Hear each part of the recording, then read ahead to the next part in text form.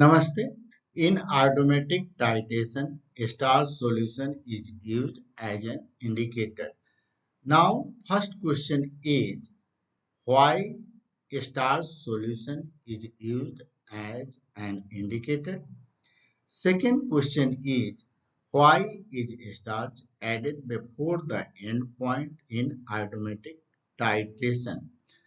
Answer of first question is starch is made of amylose and amylopectin.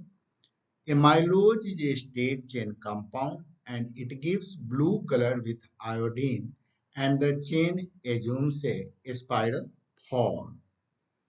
Amylopectin is the branch chain form and it absorbs iodine to form a red-purple color.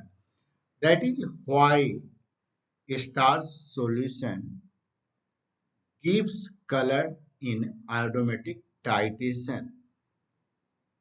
Answer of second question. In water, starch forms a water insoluble complex with iodine. This water insoluble complex creates a problem in detecting the actual endpoint. This means that the endpoint appears before the actual endpoint.